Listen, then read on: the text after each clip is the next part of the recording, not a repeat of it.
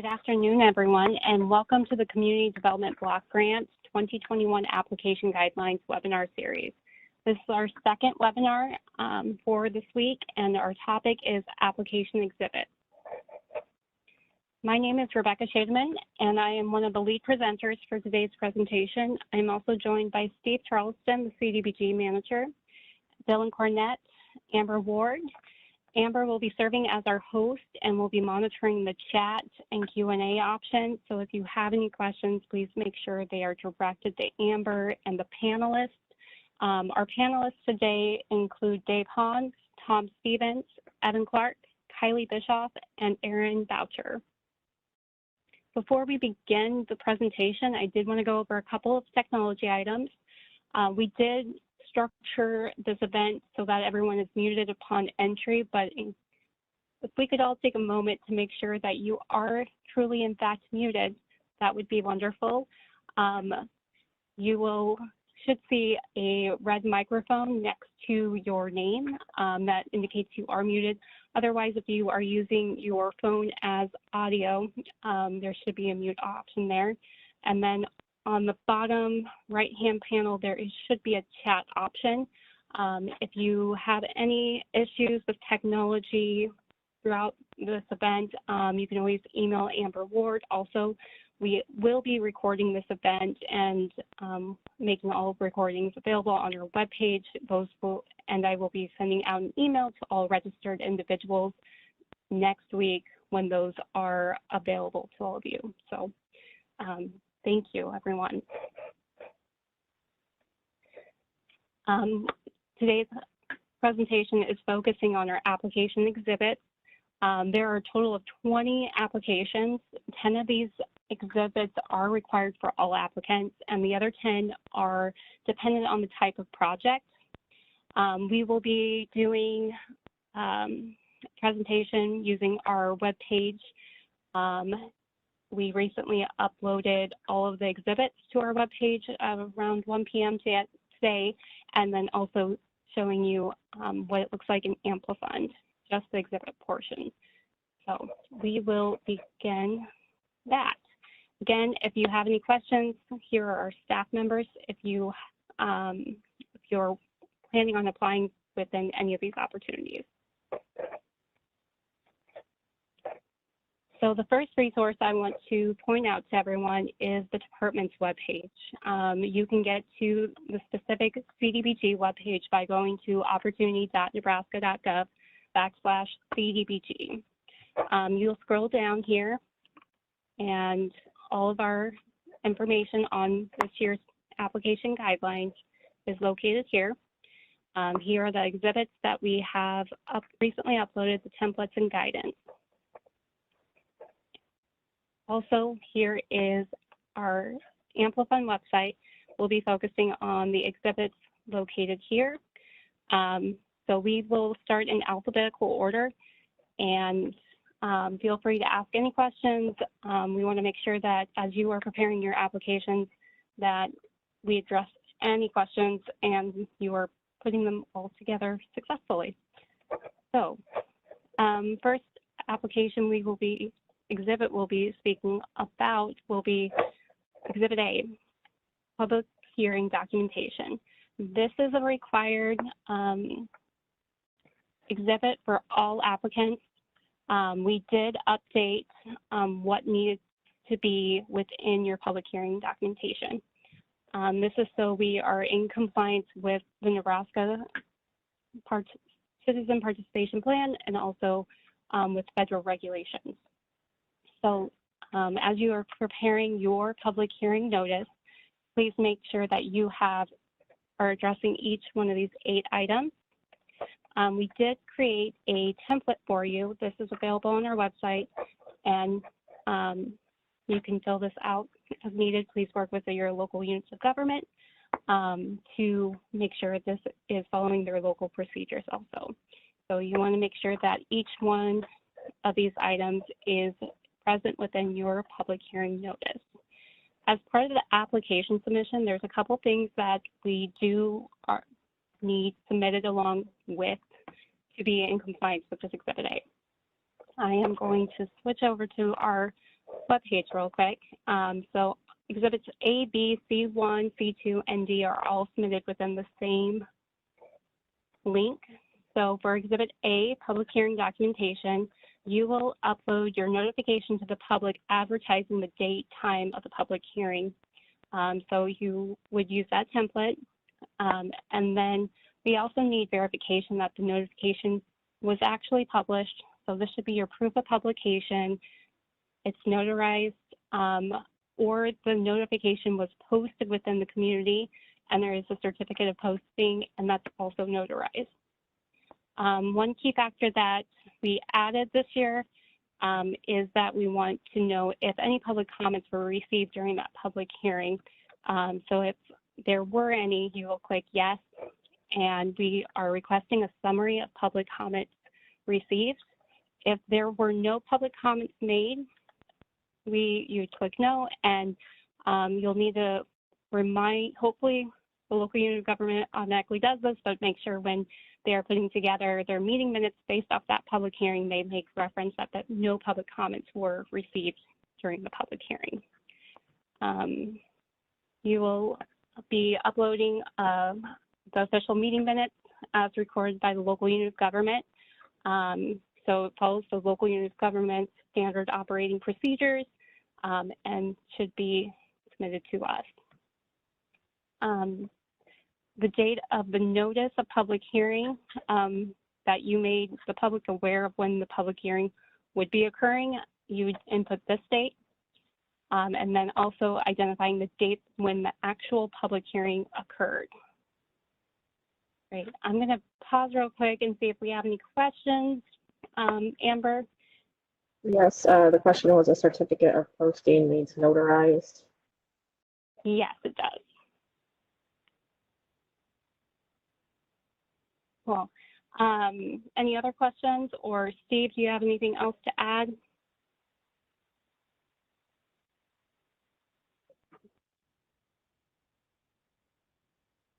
No, you're moving along as should be.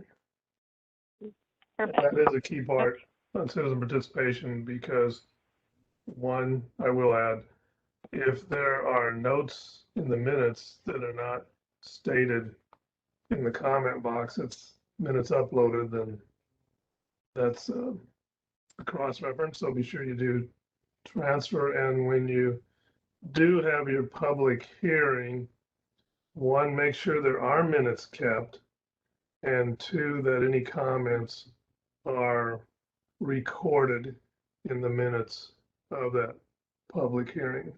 Thank you. Thank you. Next up is Exhibit B, the authorizing resolution.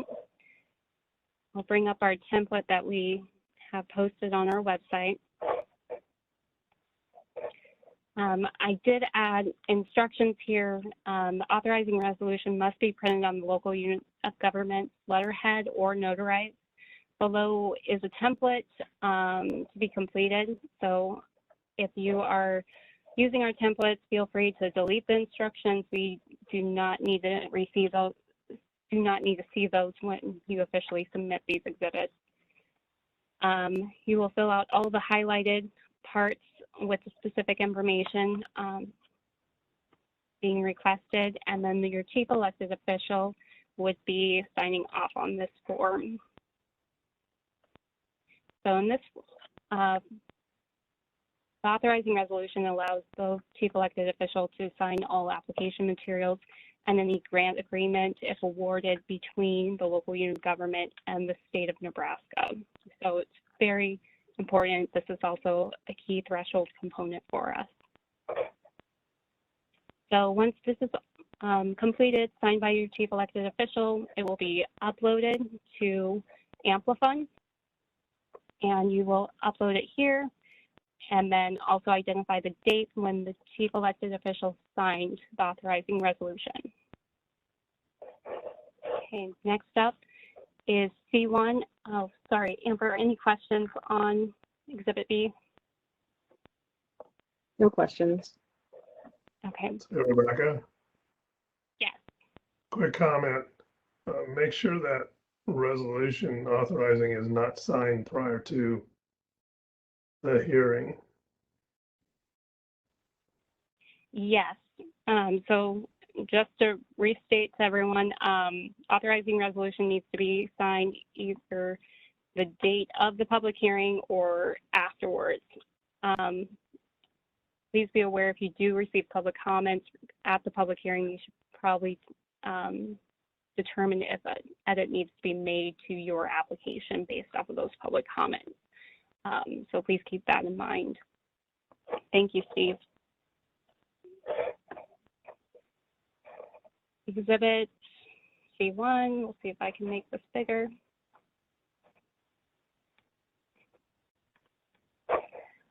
Is the statement of assurances and certifications.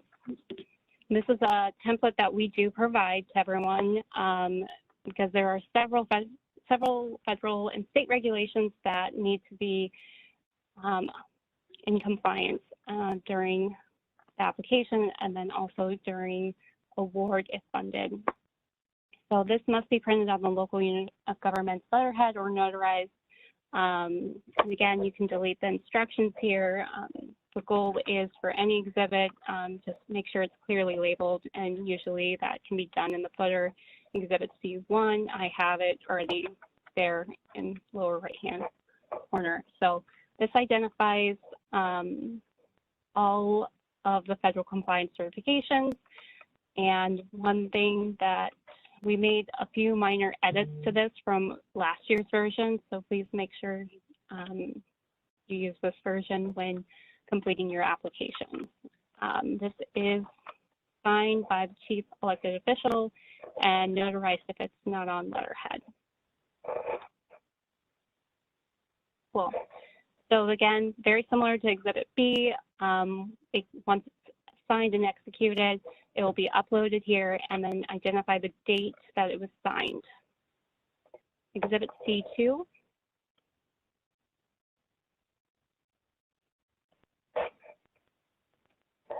This is the citizen participation plan. So as part of the state's citizen participation plan, we also had to denote how local CDBG grantees will be implementing grants authorized by the department. So this is very key. We recently updated our Nebraska Citizen Participation Plan. So all of our grantees will need to make sure that they are using, all of our applicants for this round need to make sure that they are using the most up-to-date citizen participation plan. So if you have a former one from a couple years back, you need to sign a new one. So you will identify the local unit of government, identify the key representatives here, location.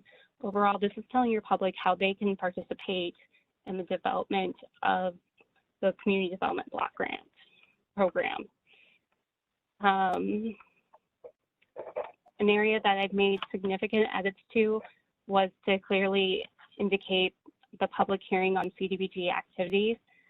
This is new. This is where we'll be able to tell if you're using an old one or a new one, so we will be checking that. So please make sure you're using the most current version. This also needs to be signed by the chief elected official and attested by the local representative.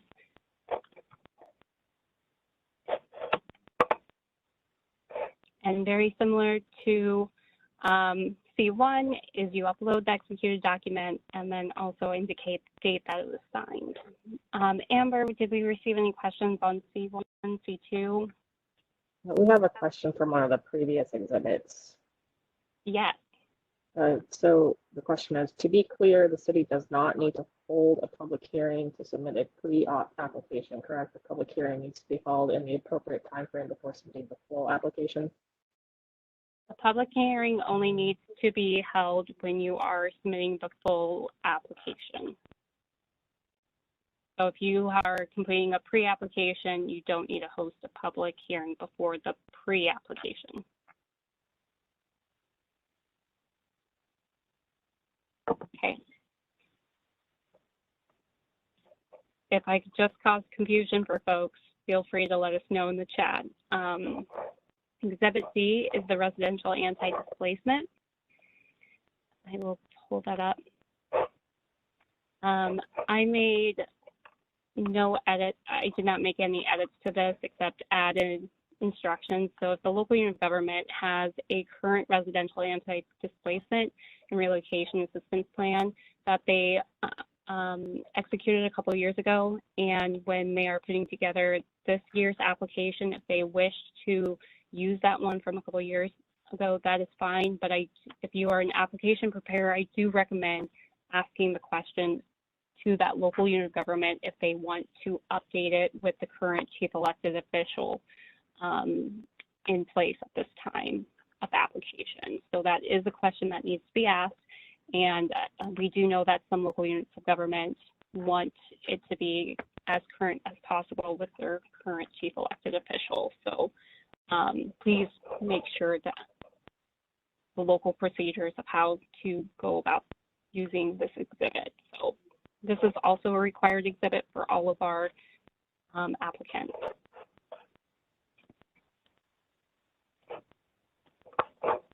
And again, just like the previous ones, you'll upload the executed document and then also identify the date when it was signed. Amber, did we receive any additional questions before moving on? No, no questions. Okay. And then Steve, was there anything you wanted to add on exhibits A, B, C1, C2, and D? I would add a comment on the do you or do you not need a public hearing on a pre-application. The process you use with the local government to determine whether or not that project, as far as an application submission, you're working with a for-profit, nonprofit, or other entities, it's an excellent idea to have a discussion with the officials and even maybe on the agenda, for example, to talk over and make sure that they have an interest, for one, in submitting an application under the program and moving forward with a public hearing. So it's a good idea to check in.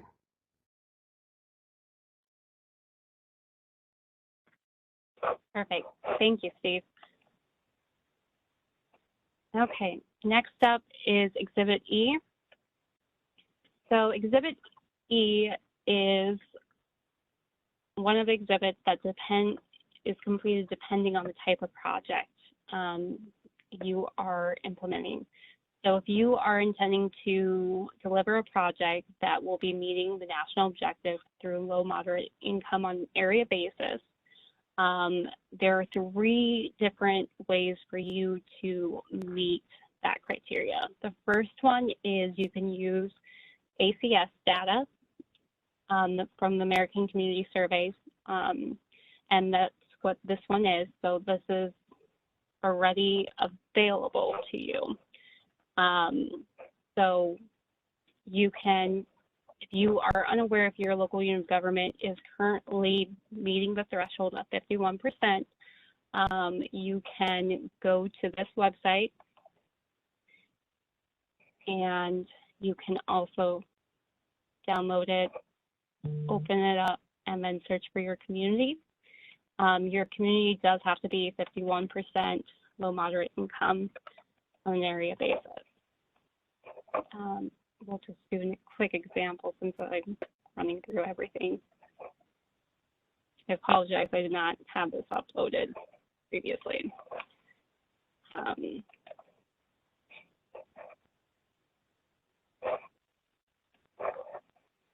So you can filter down to Nebraska, and then you can see if I was the community of Abbey Village, my percentage that states 23.81%. I would not be able to submit Exhibit E to qualify under low moderate income on an area basis. But if I'm the village of Alexandria, I'm currently at 73.33%. That is above 51%. So they could submit an application for CDBG funds through and qualify under Exhibit E based off of the type of project they're doing and the service area. So if they're doing a project that benefits the entire community, that's meeting the national objective of LMA, they can qualify underneath this. very long explanation. I apologize. So in that example, we are pretending that we are Alexandria, and we'll click yes here. And our project is benefiting the entire village, so we would click no for county, yes for that. I would save my Excel document that identifies Alexandria, highlight this, and then save it. And this is what would need to be uploaded to the department. And then you would enter the beneficiary data. We put the column headings from that table over here, so you can easily plug in all the information. One thing I do want to note that anytime you are entering a percentage within the Amplifund system, you do need to enter a 0.7 for it to populate correctly. Otherwise, it will not show up correctly. So do a 0.7333 for that. So so you only need to identify your service area that is meeting low moderate income on an area basis. So you should normally only have one of these items selected. So let's say, for instance, Platte County is submitting an application and they are wanting to qualify under LMA. They would indicate yes here, provide us the census data demonstrating that they meet 51%, and these other two fields would remain as no. Okay, similar mindset with census tract. If you are using the census tract, I do recommend using the map application. It's a little bit easier to search and gather that information. We have two map applications you could use. Either one's fine. So, great. Any questions on Exhibit E, leading it through census data from the American Community Survey?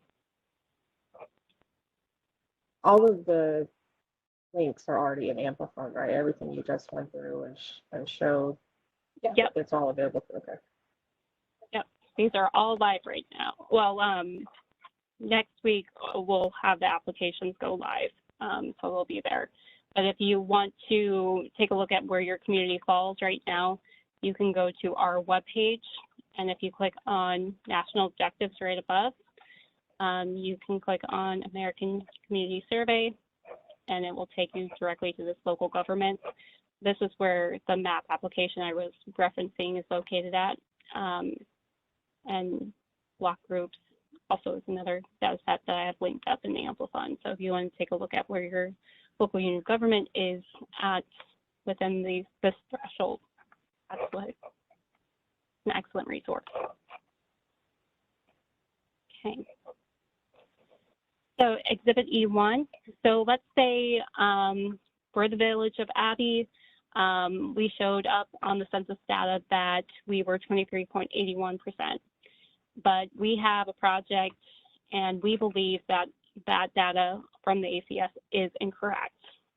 And we wish to challenge that because we've had several companies move out of the community for whatever reason. So the village of Abbey has decided to conduct a census income survey to make sure everything is correct. So if that is your situation, you would then need to conduct an income survey. So you would indicate yes. And we do have guidance on how to conduct an income survey. I won't go through all of this during this presentation, but we do have guidance in our Community Development Block Grant Administration Manual, Appendix 4. It is under Grant Management, Grant Administration, and Appendix 1, sorry, right there. So, and if you are planning on conducting an income survey, either census or random, please reach out to the department so we can help navigate that should be completed, or if you have any questions. We do also have guidance from the community CPD notice of 2019-02. This has updated income survey guidance. So very structured here. Enter information based off of conducting your income survey. I think it's fairly self-explanatory. If you are planning on conducting an income survey, please reach out to us so we can make sure you have that all set up correctly. You will input all the items here, identifying the date it was conducted from and to, the income surveys used, uploading items. We do have one form that is on our website here, and I will show that to you guys quick. This form can be used either by Exhibit E1 or E2. This is the certification of completion of an income survey. So you would complete this after you certify all of your income survey results, and the chief elected official would be signing this form. Overall, this form has not changed, still signed. One area that I did update from prior years is the January 1st, 2019 date. This was a much older date, and we did update that. Primarily so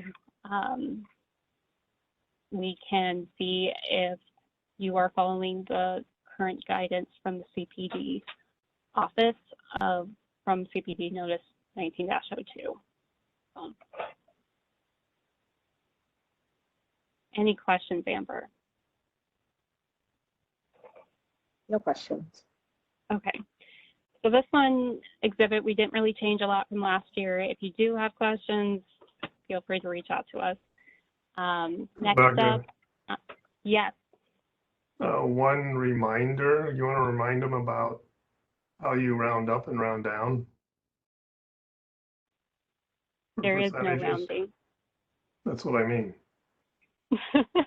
So if you're at 49.99 if you're at 50.99, does that meet it? No, it does not. Okay. Wonderful. Okay, so a census income survey is for very small populations. I'm drawing a blank on the number, but I feel like it's 200 or less families in a community or within a service area, targeted area. If it's larger than that, then a random sample survey can be conducted. So Exhibit E2, again, this is for larger service areas, and you will be conducting an income survey. So you'll click yes. We did not change anything on here, so if you have any questions on these items as you're filling it out, if you did conduct a random sample survey, feel free to reach out to us. Overall, it remains the same from years past. We went from a paper form to a digital form last year. So, and again, we'll have that Exhibit E1, E2 form, certification of completion of an income survey, that would be completed by the chief elected official and signed off and uploaded here. So, Aaron, did you have any additional comments regarding Exhibit E1, E2, or the general Exhibit E? I know your category has a lot of LMAs. I would encourage everybody to send their income surveys in ahead of time so that can be approved. And we'll take a look at that before the application is submitted, so you don't waste your time in that way, and so we can address anything beforehand. I highly encourage that. And would they just send you an email? Yes. Mm-hmm. Yep. With all of the data, and yeah, then we'll take a look at it. Perfect. Thank you. Mhm. Okay, so that is if we just finished going through all the exhibits that meet the national objective through an area, low moderate income area basis. Next up, we're going to talk about the second category that you can meet low moderate income national objective. That is limited clientele. There are no templates on our website for this, so this will be completed purely within this exhibit on Amplifund. You would indicate yes, identify the activities that meet low moderate income limited clientele. So we're pretending to do a child care today. And for this one, it's always going to be require information on family size and income. So that is evident that at least 51% of the clientele are persons whose family income does not exceed the low moderate income limit. So with this, we would need to know the information, how you are planning on income qualifying individuals to ensure that 51% of the users of the daycare are low moderate income. And then you'll also describe how you would be obtaining that. So again, usually there's an intake form used for daycares. And then you'll identify, so if this daycare will be serving 10 beneficiaries, 6 of them would need to be low moderate income, demonstrate that 51%. So let's pretend if we are building a senior center. A senior center is primarily serving a clientele presumed to be principally low moderate income persons. So this first one would be selected. And then we would identify the elderly persons, age 62 and older. We would gather information from the census data, and we have Explore Census Data website here. And you would be identifying the number of elderly within that service area or community to be served by that senior center. So again, if there are 100 seniors, since it's a presumed group, let's imagine it's magically 100 in that community, then you basically take the total of the population that are elderly and then times by 0.51 to get, so we would enter 51 in our example so that we can show that 51% are low moderate income. Any questions on that, for that instance? Overall, these first 2 items are the way individuals qualify under LMC. This third one is very rare, so feel free to reach out to us to make sure that you are documenting that. Selecting the correct one. Amber, were there any questions? No questions. Okay. Steve, is there anything else you want to add? You've worked with LMC much longer than I have.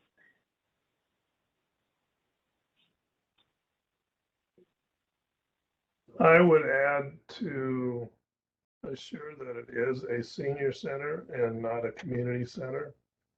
So if you have a facility that is a composite, but you're looking at the development of a community center that also houses a senior center within it or a portion, please talk to us before you even start to develop that project in terms of how part may be eligible and part would be ineligible in terms of that development. And then if you go into the area of childcare or other types where you're dealing with those presumed beneficiaries on elderly and those adults severely disabled according to the U.S. Census data. It's always a good idea to have a conversation early in the process. That's it, Rebecca. Thank you. Thank you. Just want to remind everyone, if you are applying for a CDBG activity, it can only qualify for one national objective. So if you are doing a community center, you can't try to qualify it with elderly. It would need to be, since it's serving the entire area, it would be meeting the national objective of the LMA. So you can only be meeting one national objective per activity, if that helps everyone a little bit. Oftentimes we do have ADA accessibility, and 03Z is other ADA accessibility. You may have additional users identified, the elderly and then disabled folks. And then, sorry, I clicked on the wrong thing. So just be aware, if you have more than one CDBG activity in your application and you're trying to qualify it under more than one national objective, give us a call to make sure you're going down the right path. Don't want you to go too far. Maybe we just need to simplify it a little bit more. Okay. Next up is Exhibit E4. This is only applicable towards the economic development opportunity and also the tourism development activity. Before I get into this form, I did want to bring up the template because I think it's very helpful in completing what is on Amplifund. So Exhibit E4, we did not change this form from previous years. The one thing that we did clarify was the business representative needs to be signing this form. And this form is developed and completed in collaboration with the business, the local unit government, and oftentimes our representative, Tom Stevens, this form is developed with all three entities. Economic development activities that are creating jobs or retaining jobs have a little bit more complexity to them. So please, when you are completing this exhibit, to reach out to our staff on how it should be completed. Amber, is Tom on the call today? No, I don't believe so. Okay. Steve, is there anything you want to highlight on this? I know that Tom works very closely with anyone that is qualifying under LMJ.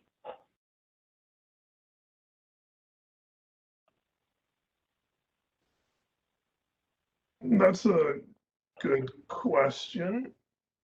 And I would make sure that you understand, one, the base employment of the business, because we're talking, if you're retaining, we're looking at those positions to be retained that would be lost, and they would have to document those positions.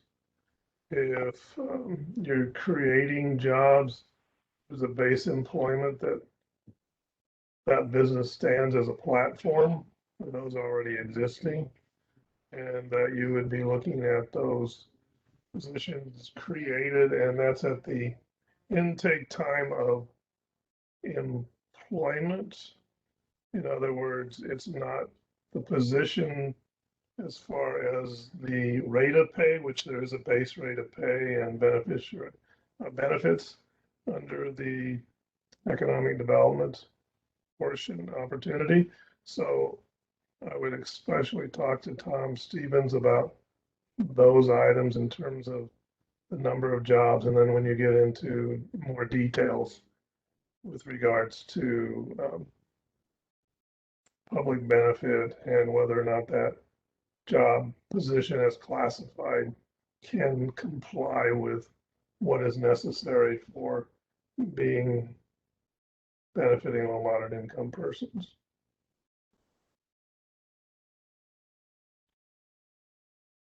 That's it. Thank you.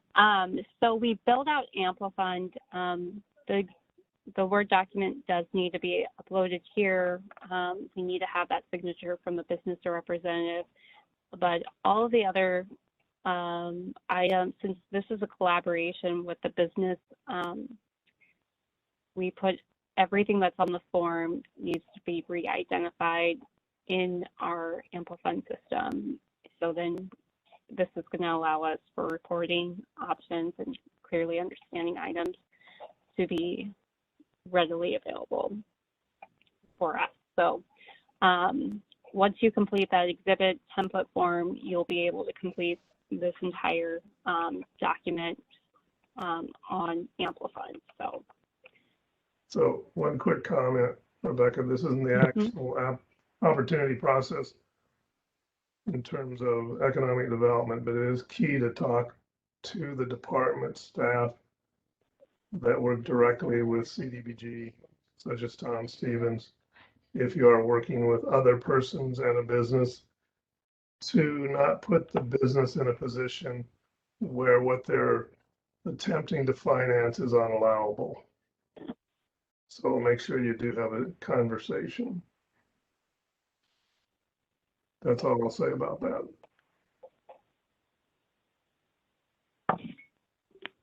Thank you. So Exhibit F1 and F2, if you are meeting the national objective for your activity through the elimination of slum and blight, if you are meeting it on an area basis, Exhibit F1 needs to be completed. Oftentimes this is within, we see this within the downtown revitalization opportunity. So if you are applying for that opportunity, you would click yes, and you have an activity that would be meeting this national objective, you would complete this form. So there is not a template on our website. This is completely done in Amplifund. One thing that we want to stress with everybody is there is a Nebraska state law that the designation needs to be made every 10 years in order for us to fund applicants through this national objective. Steve, I know you work much closer with this. Is there anything else you want to add on the completion of this exhibit? The designation, according to state statute and how that's placed, I would make sure that when you're looking at the area being served, that you identify, and when you get into your application, of course, with a map of that designated area, and that the council has officially designated that area.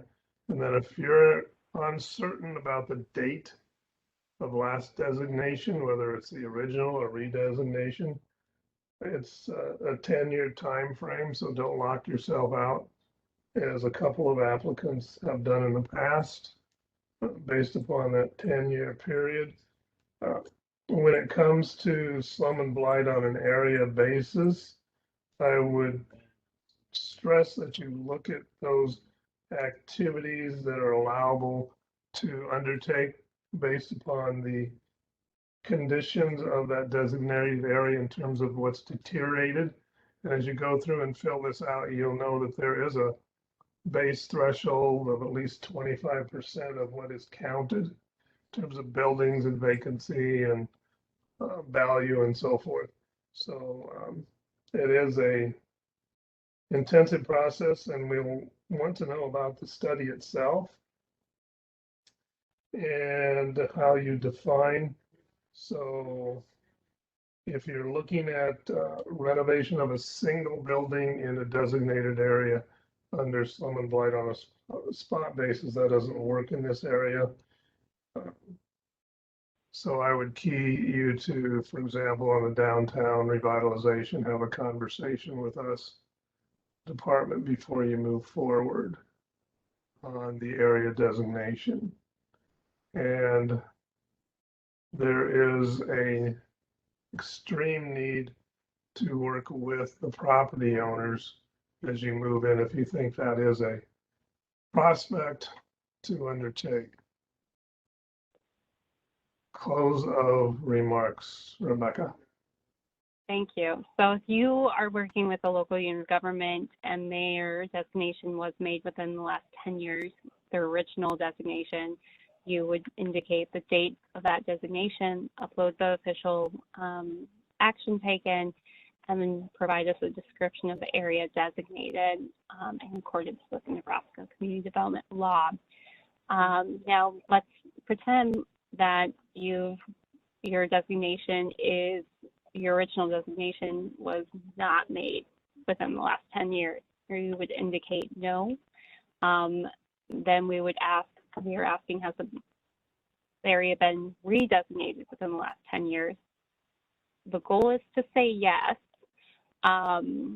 You would identify the date, most recent redesignation of the area that you're currently locked in, the official record, and then you would also need to provide us the document, the improvements undertaken and designated prior to the most recent designation. So that would be one item.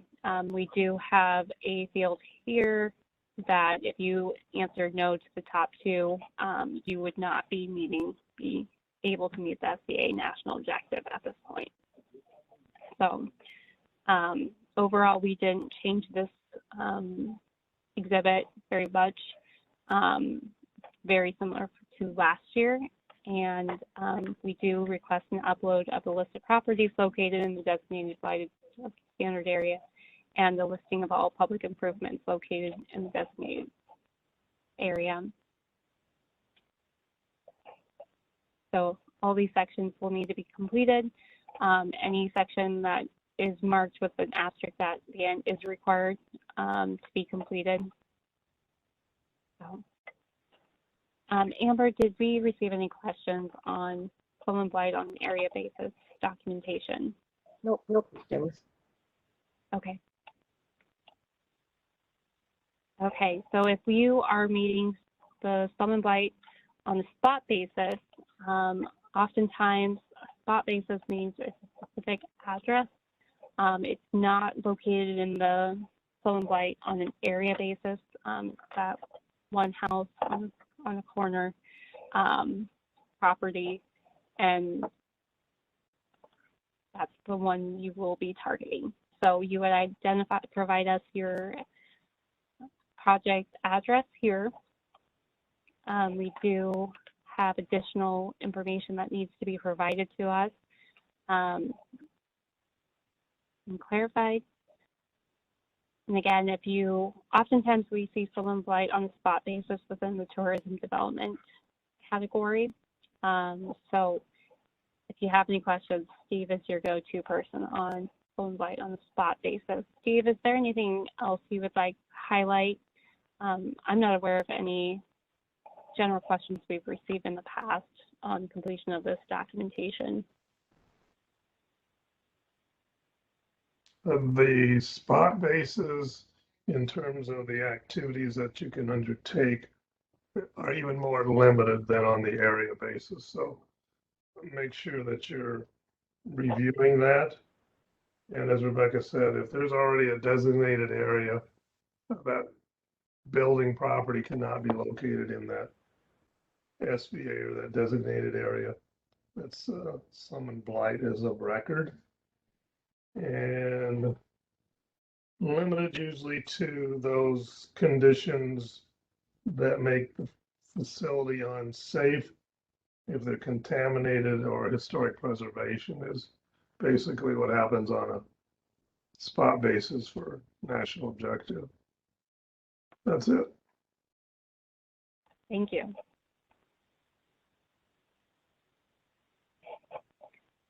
Okay, next up is Exhibit K1. This is a waiver of procurement process, and actually a request to the department due to officials acting in their official capacity for the applicant. So if this is a situation that applies to the applicant, you would indicate yes. there are two main questions we have to officials acting in their own capacity. So the first one is the local unit of government requesting a waiver from the department due to the officials acting in their official capacity provide engineering services. So they have an engineer potentially appointed to that position. The local unit of government will need to complete the signed Exhibit K1A for waiver procurement process and upload that form. We'll go over that shortly and describe how the project activity directly relates to the official capacity of the appointee. And we would also need to see documentation that the appointed individual has been in place for 3 years. And we would need meeting minutes documenting that for each one of those years. So if the engineering services, if this applies to your project, you would complete Exhibit K1A.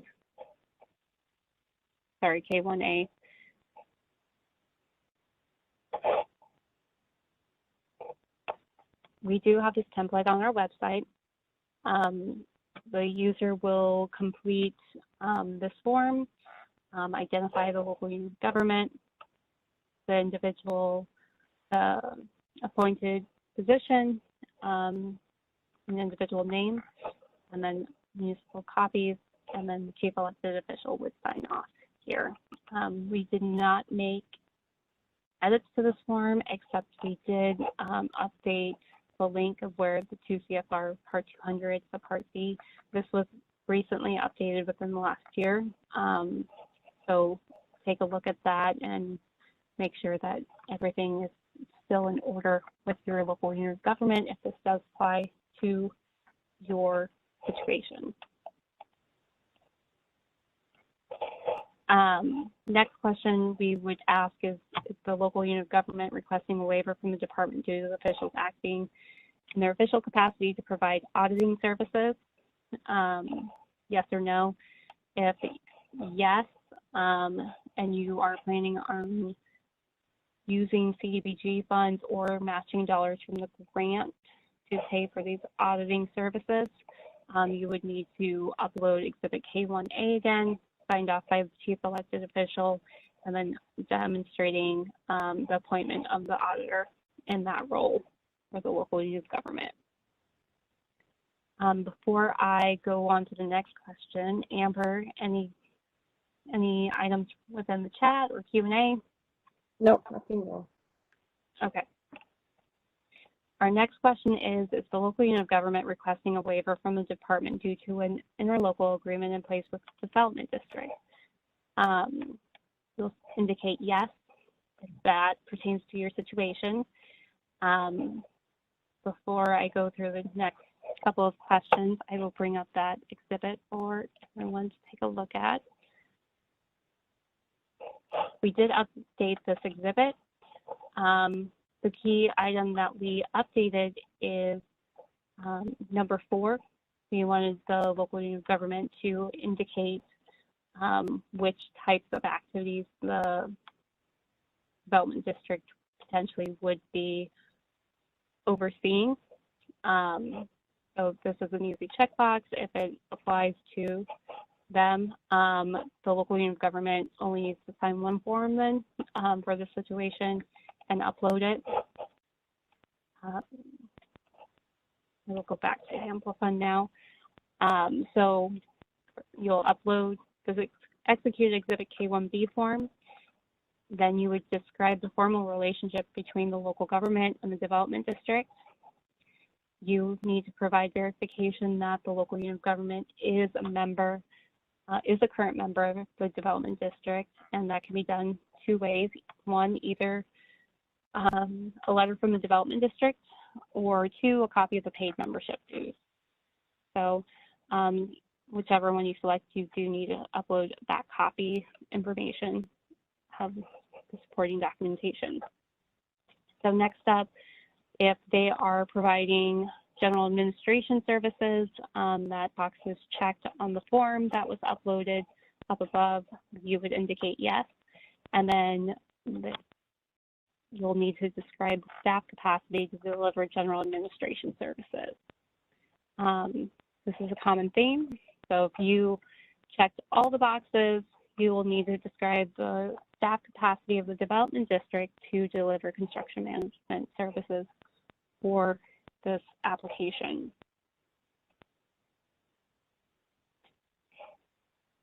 Amber, any questions from the chat? No, no questions. Okay.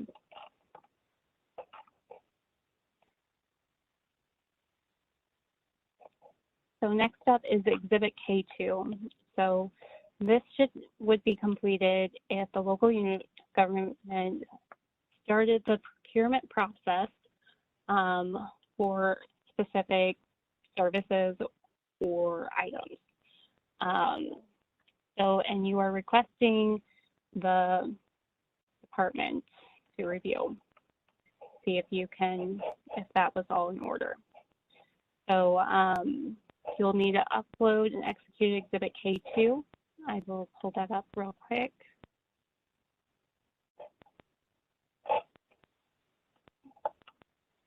The only thing that we have updated with this form from previous years is we added these check boxes.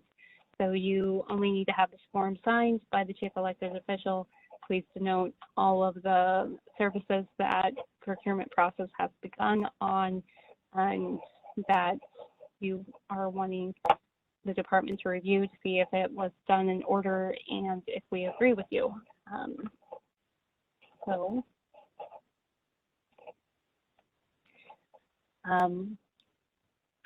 upload the form here, provide us a narrative to the process undertaken.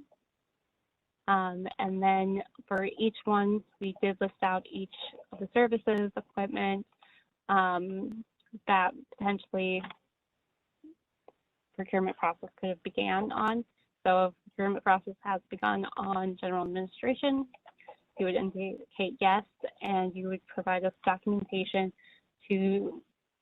that explains your procurement process for general administration.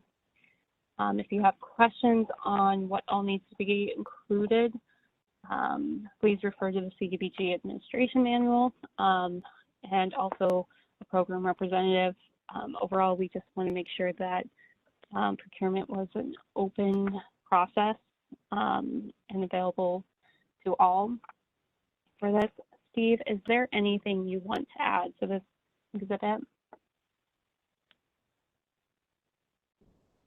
Not to the exhibit itself.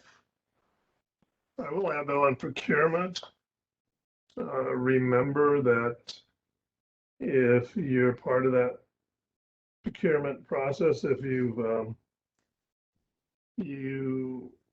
want to make sure that you step aside if you plan to, for example, compete within the procurement process for any of those services listed, because you cannot assist that local government with regards to the procurement process if you want to compete.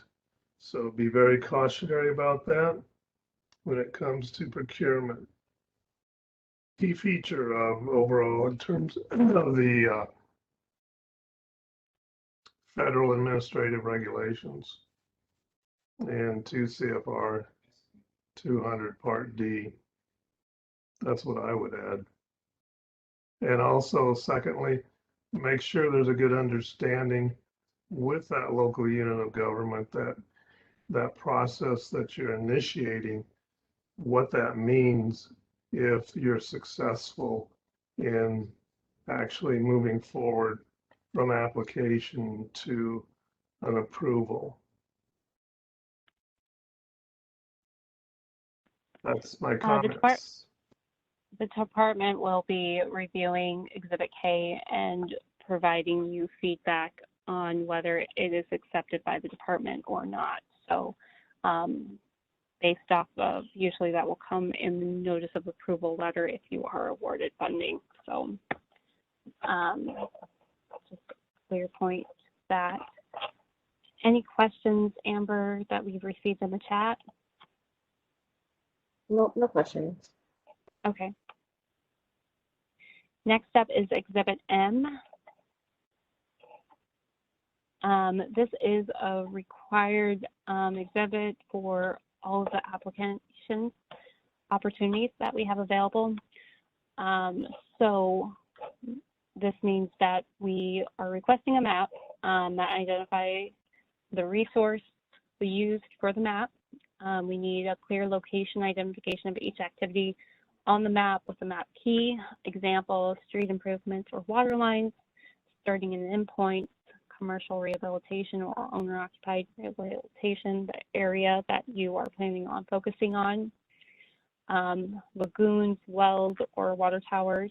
If you are planning on completing a planning activity, identify the location of the planning activity that you're focusing on. So if it's a drainage study, identify the location of where in the community that drainage study would be occurring.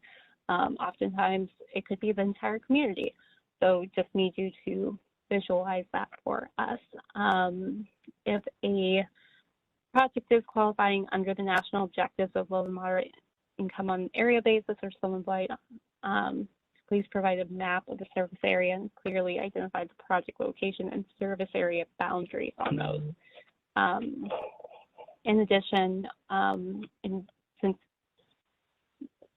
CDBG has to follow NEPA for environmental review records, we are requesting supplemental maps from FEMA and the Nebraska Department of Natural Resources to confirm, see where the floodplain management, the impact could be on the project at time of application. So here in this field, we want you to identify the resource used for the maps and the available year if known. Does the project qualify under LMA or SBA? If no, you proceed on to the next question. If it's yes, we are requesting a map with the service area that clearly identifies the project location and boundaries, a description of that, FEMA supplemental map, per map. We do need you to also, on the FEMA and the Nebraska Department of Natural Resources supplemental map, we need you to identify the location of your project. So it clearly is noted to us as we are reviewing your application. Also within owner-occupied rehab, we are not able to do a project within the floodplain. Evan, is there anything, I think I may have stated that correctly, but do you want to add to that?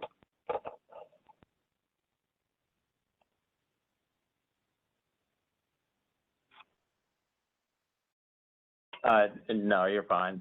Just, yeah, property shouldn't be located within the floodplain. So, yeah, the big thing that we're looking for with owner-occupied rehab is just the firm map there. So, thank you.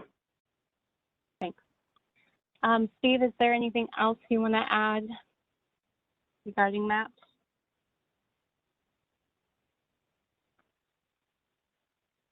I would add, Rebecca, that for those projects that are uncertain about whether it's mapped, firm map, FEMA, or not, and working with the Natural Resource Agency, NRA here, and also determining which map applies, talk to us. Aaron Boucher has a good handle on that. And also, if it's unmapped and it was part of the 2019 disaster and flooded, you need to talk to us too in terms of, as Evan said, not in the floodplain, which may not be designated, but it still may be an area that susceptible to flooding. So I would make sure that you do have a conversation before you jump in to the application process or walk into it. Thanks, Rebecca. Thank you. Okay, Exhibit N is the System for Award Management Documentation. So this is a requirement for our applicants and associated entities within this project. So if you are the lead applicant, local unit of government applying, we need you to identify your system for awards management expiration date. Usually once registered, that needs to be renewed annually. So that would be entered here. Documentation identifying the registration status of the local unit of government needs to be uploaded, and also the status of the local unit of government, if there are any exclusions or if they are good to be receiving federal funds, that also needs to be uploaded. So depending on the type of project that you have, you could be working with other local units of government. If you are working with other local units of government and applying jointly, you'll need to indicate yes. If, let's say you have 3 other local units of government that are applying with the lead applicant, you would upload all 3 within one file and upload it here, the registration document, and then also the exclusion documents, all one file located here. Next up is if you are participating in the economic development category, usually there is a for-profit business included. You would indicate yes, and you'd be providing us the SAM registration document for each business. If there's more than one, I'll scan it, put it all together as one document, upload it here. Same with their exclusion status. And then as it is a requirement of within the economic development category for the local unit of government and the for-profit business to collaborate with a nonprofit development organization, that NDO also needs to be active and registered in SAM, and we also need documentation demonstrating that they're not excluded from receiving federal funds. If we have a project that is working with a nonprofit organization at time of application, this is normally found within tourism development, public works if it's a daycare project. I think those are the most common ones. You would indicate yes. That nonprofit entity would need to be active and registered in SAM, and we would also need the exclusion status to be included on that. And just as in regards to for-profit businesses, I forgot to mention this, we also need the business owner to be reviewed in SAM, and we would need documentation of that review to make sure that they are not excluded from receiving funding. So a search does need to occur for that business owner. We did include guidance. Let me find that.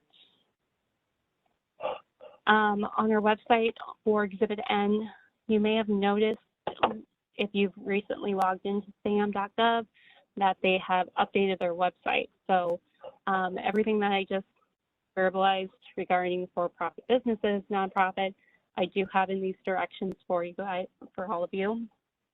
There are 2 sets of instructions here. The first one is not the entity owner. So that is an individual who did not set up the account within SAM system. So I am an employee of Nebraska Department of Economic Development. I did not set up our account in SAM, so I would be considered not the entity owner. And that's those are the instructions I would use. My coworker, Jason, did set up our account, and he would use the entity owner instructions. So oftentimes this would be maybe the clerk with the local unit of government. These are the instructions she would follow. If you are the application preparer, you're probably going to be following the not the entity owner. So I think we have enough time for me to show you guys how to do a search within SAM, so I will do that quickly.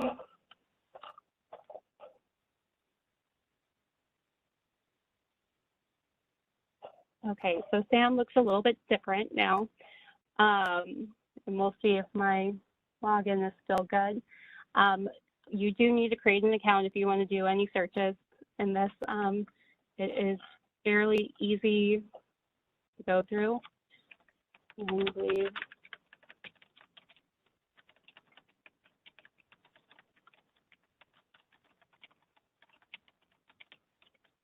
have a moment of truth to see if my password works. Maybe. If not,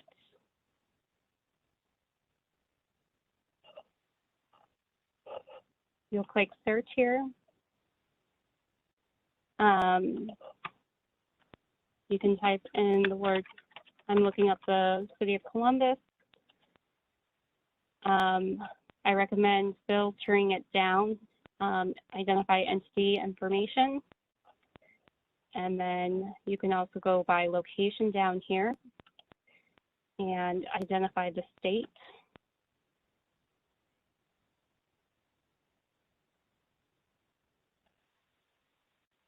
So now it will populate and show me all of the Columbus references. And I am looking for the city of Columbus. I see their full information here. The documentation to show us that they are completely registered in SAM. What you need to provide to us is you need to click this download. Then click the PDF as option. You can rename the file name to whatever you like. Today I'm just going to use what they give us. And then you can download and open it up. So it'll look like this. This clearly indicates the expiration date to us, or when you upload it. So this is the first document to demonstrate registration status for us that needs to be uploaded. The second thing is this download that I just showed you does not include the exclusion information. So we do need you to click on the left-hand panel, and it says exclusions right here. And you click on that. You'll see that the image has shifted.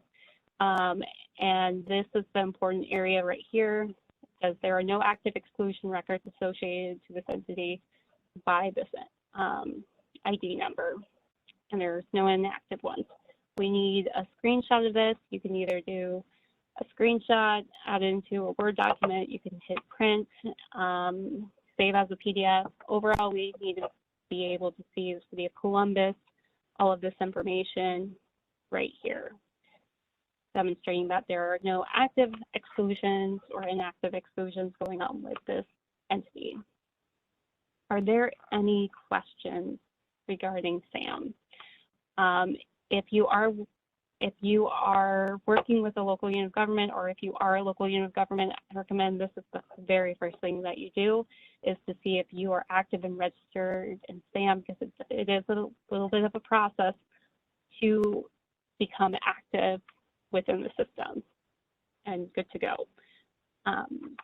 Any questions, Amber, from the crowd? Nope, no questions. Okay.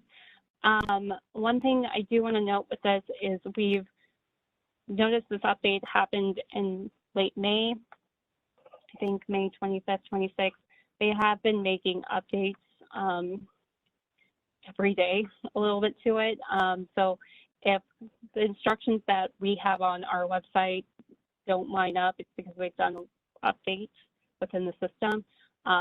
We're trying to keep it as up to date, our Exhibit N that we have on our website.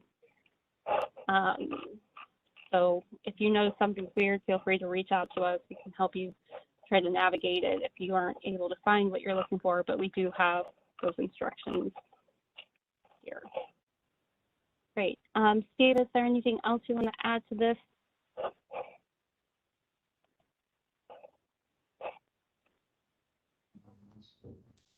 The only addition is to stress what you said, Rebecca, on assuring that the entities that must be registered in SAM are registered, and that we look and make sure that their expiration date is current. And then if you are working with a project, to work with that entity, local government, nonprofit, for-profit, whatever the situation, to make sure that they retain that as far as active in SAM, so that their expiration date doesn't come up and it expires in terms of drawing federal funds.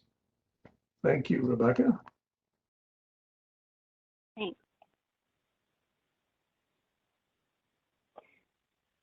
Okay, so Exhibit 01, we did update what we are collecting in Exhibit 01 from last year. So we do have a template for the four-factor analysis that is available on our website. I'll show you that after we get through everything on this form. So you would upload your completed four-factor analysis by that local unit of government. You would indicate what program or activity is covered within the analysis you uploaded. You would provide us the data used to help you evaluate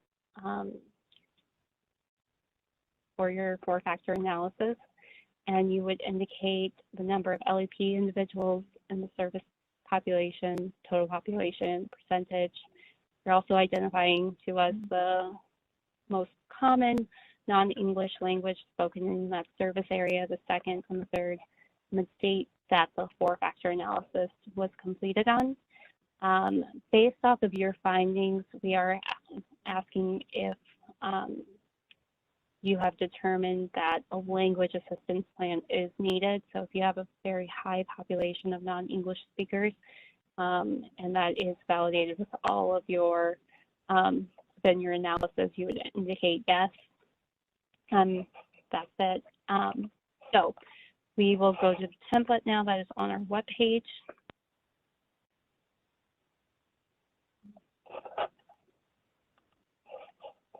So here I've added guidance and template on our website, and I've also provided you how to gather the information from the census system to analyze the non-English speakers within your service area.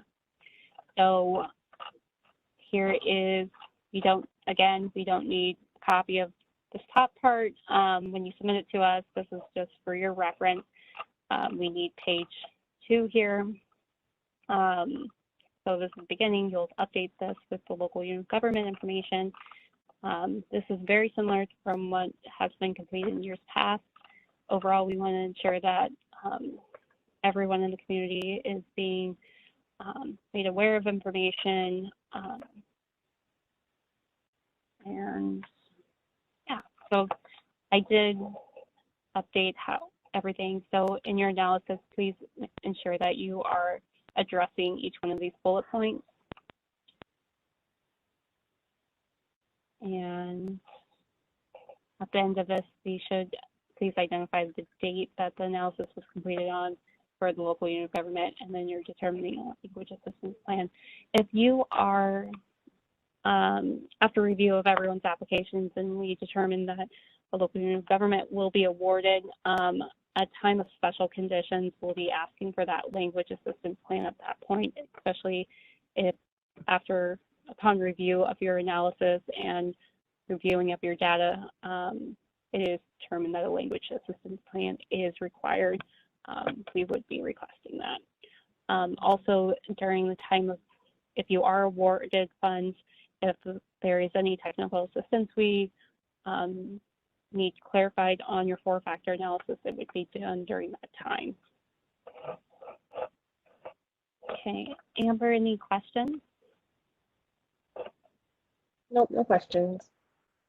Okay. Exhibit C, owner-occupied rehabilitation program guidelines and reuse plan. This is very similar to how we have been doing this exhibit in years past. You will complete the checklist and upload the file here, and then you'll also upload your owner-occupied rehabilitation program guidelines and reuse plan. So let's take a look at that checklist. The checklist will be used to help you develop your guidelines and reuse plan.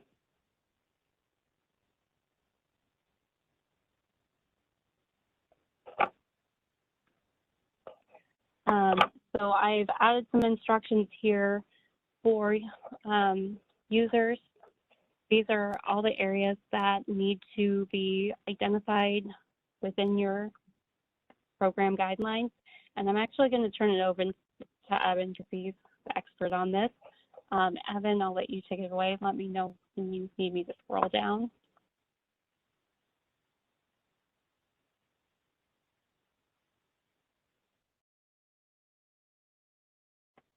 Well, yeah, just when you're developing your program guidelines, I mean, essentially you're gonna use the checklist, make sure that all your guidelines have all of these items included in there. And then as you go through the checklist, just identify the section and page number that each item is. So for applicant eligibility, if it's under section A, you would have A, page 1, just make sure it's all spelled out there. So I don't know if we need to really scroll through it all, Rebecca, but if you have questions or you're not sure about something, reach out to your program rep or anybody else on the housing team and we'll help you through it. Did you want to speak to program income?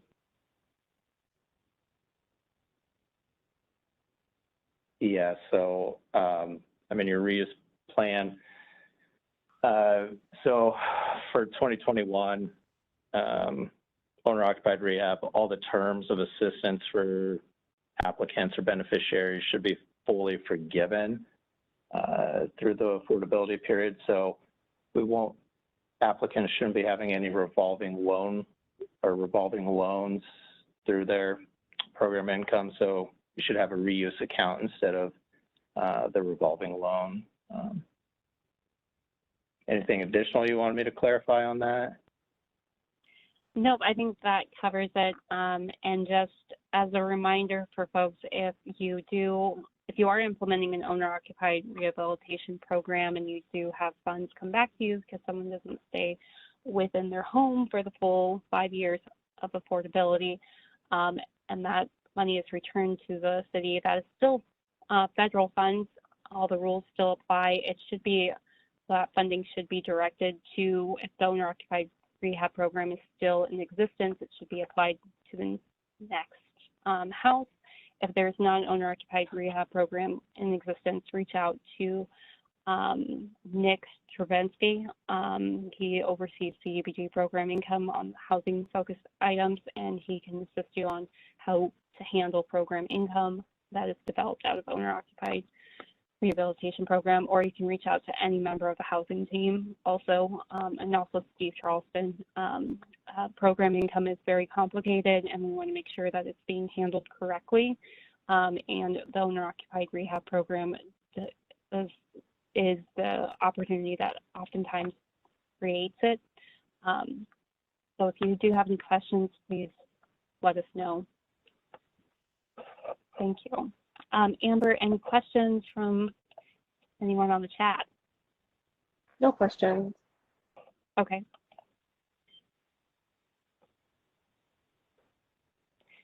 Next up is Exhibit Q.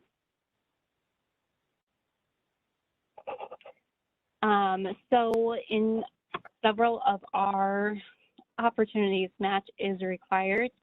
Exhibit Q is informing us where that match is coming from exactly. So the first question we are asking you is the local unit of government committing a specific amount from their budget, or does the local unit of government currently retain CDBG program income? So if it's coming from their budget, or if they have a balance of CDBG program income, you would indicate yes. we are requesting that a letter on the local unit of government's letterhead be provided to us. It should be signed by the chief elected official. And within that letter, it should be identifying the amount of match that the local unit of government is committing out of their budget. And if they have any local CDBG program income from prior projects that have occurred. So if they do have, so even if they don't have local CDBG program income, please include a statement in that saying that this local unit of government does not have local CDBG program income as of the date of this letter. If they do have CDBG program income being retained currently, the letter must identify the balance as of the date of the letter and state that the CDBG program income will be committed to the project activities identified in this project, or if there's another CDBG opportunity that they will be dedicated to. We want to make sure that we are not drawing down, if you are awarded funds from the department, we want to make sure that the local CDBG program income is used first before we request funding from the federal treasury for your project. So very important item here. If you have questions, feel free to contact anyone on the CDBG team. We are happy to go over this and get an answer for you. You'll enter the amount that is being committed from the local unit of government's budget. If there is a balance of local CDBG program income as of the date of this letter. Amber, any questions on that? No questions. Thank you. Then our next question is regarding match. So if is match being provided from other sources, maybe from a grant, financial institution, donation, in-kind materials, foundation, you're somehow getting match to that you addressed in your local budget, within the budget section of the Amplify, you're going to click yes, and you're going to upload letters of commitment from these sources. So then it correlates with what you put into the budget section of Amplify, which we'll go over tomorrow. In addition, you would identify the types of match funding being provided and directed to this project. So if it is a grant from USDA Rural Development, you would indicate other federal funds. If it is coming from the local budget, local unit of government budget, you would indicate local funds. If you are providing match through in-kind materials and labor, like that. This is a grant through a private foundation, like that. So we just need indicators on here of what type of funding is being provided. In addition, we know that oftentimes we have some categories that don't have a match component, so it's not identified here, or we have grantees only identify the basic amount of match in order to meet threshold here. If your project is $1 million and based off of your CDBG application, you have $500,000 accounted for, we would like to know how you are meeting up to that. I feel like my numbers may have not added up. I apologize.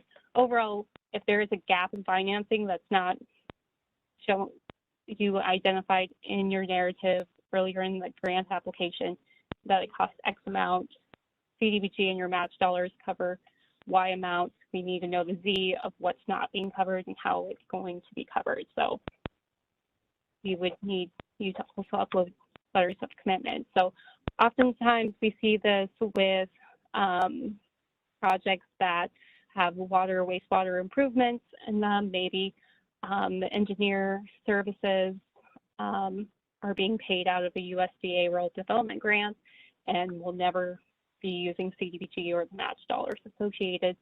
That would be something that would be uploaded here. Hopefully I did not add more confusion to this explanation. Steve, is there anything additional you want to add to this section?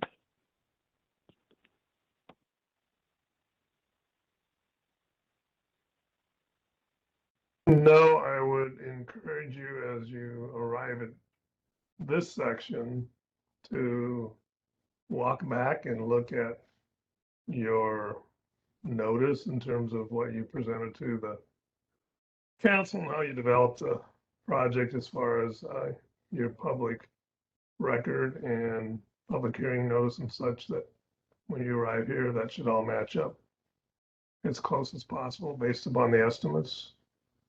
Thanks, Rebecca. Thank you. Okay. Amber, any questions on your end? Nope, no questions. Okay. Exhibit R, this is brand new. This is a component that, based off of previous grant seasons, we thought it was necessary to include. So we are asking for the project description that would be used for the environmental review record.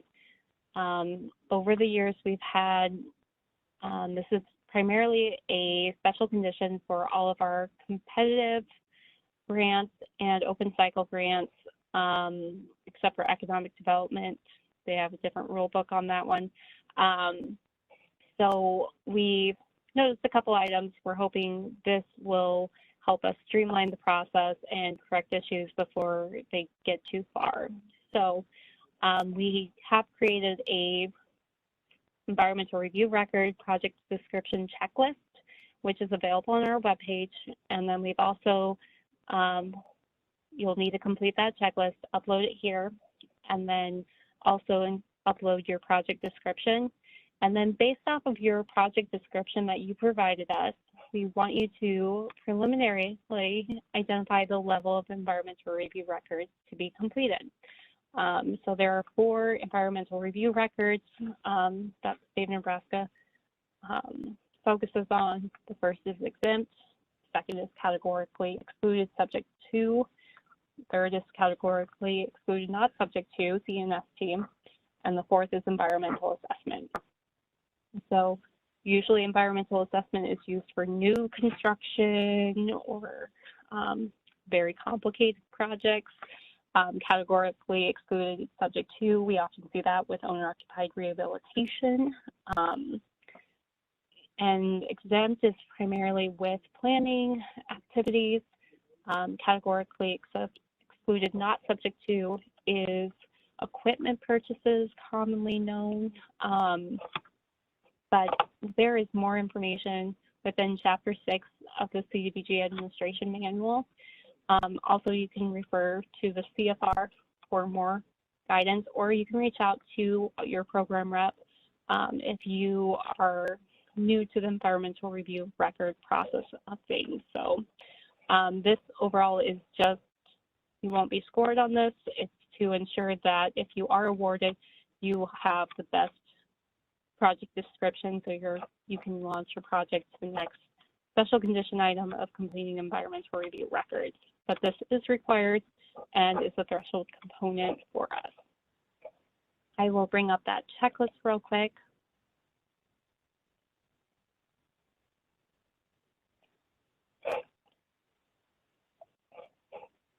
Okay, so we did provide instructions here.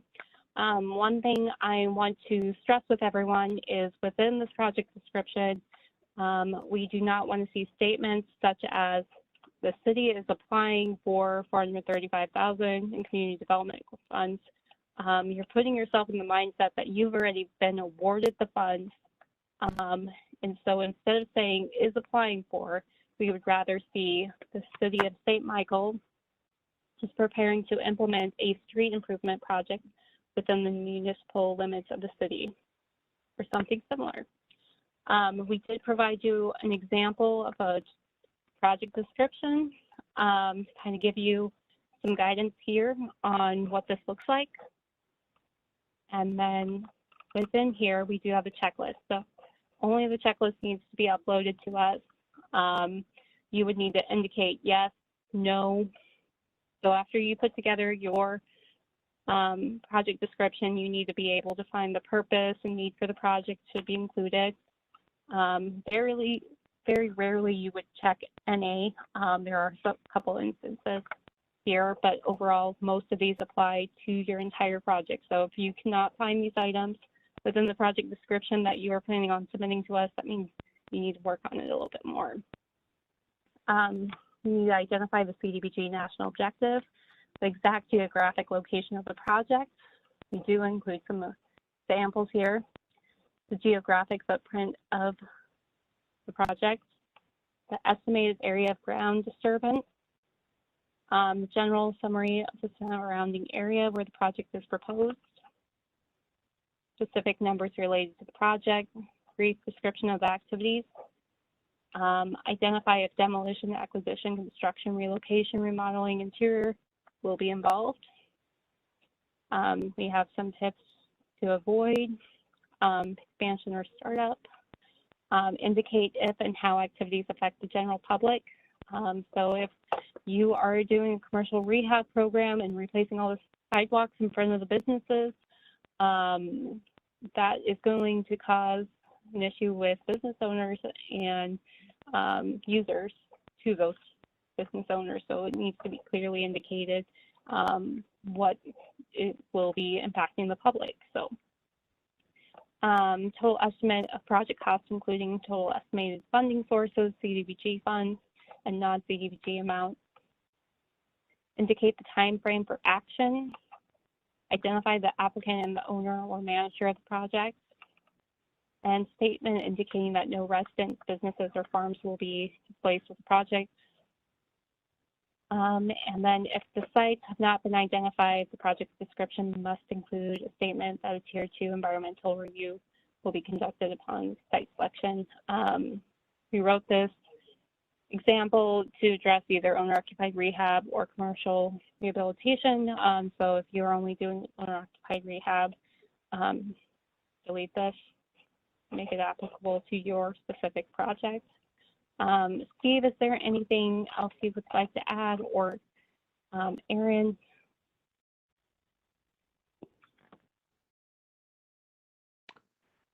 Rebecca, all I would add is this has value, and we believe if it does, it's here. So please address this. This will, in the long run, serve to benefit you and those that are doing reviews of the project descriptions, and also should expedite the environmental review process since it goes through a two-party review in our agency. Aaron, comments? Yeah, I think you said it right there. That is going to be very helpful for the review process. That was a big challenge last year, and so please use that example here. And you know, there's just you know, for example,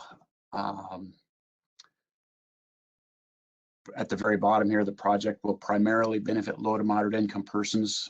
That's sufficient, and this is for a street improvement project, and you know, and so you're going to have a little bit of difference on the different projects. But as far as, you know, for this one, you know, a lot of times they're putting information on what's the population, how many LMI persons, and that statement there is sufficient. And then we're going to have a preliminary determination of level of review. And just as an example, we had like if they would mark, if an applicant is going to mark as CEST and it's actually an EA, we can address that right away, because we're having an issue right now where they did the entire environmental review as the CEST, and we turned it back and it was actually an environmental assessment. So it had to be all redone and publication.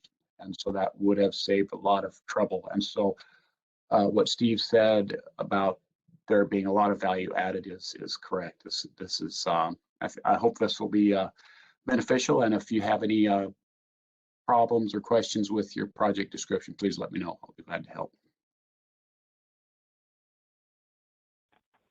Great, thank you guys. Amber, that concludes all of our exhibits for today.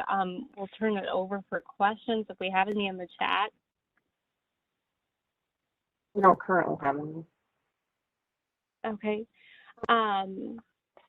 So if you do have questions, feel free to reach out to the agency. If you are noticing something while you are taking a look at the exhibits this week or within the application guidelines that you need clarity on, please do so this week. We normally get several questions and then we have to update them. So we're planning on having everything kind of another version out if we receive any edits or questions, clarity items. Overall, I think the exhibits that are on our webpage with those templates, they're pretty solid unless we come across something we completely forgot. We'll let everybody know who's registered for this event and then also post something on our webpage. We are planning on making our competitive cycle grants of public works, downtown revitalization, owner-occupied rehab, and the OR pre-application. Those applications live next week, and then we'll make the open cycle grants live come July 1st. We'll be sending out emails once that is available to all of you. If you have any questions, feel free to reach out to us. Happy to help.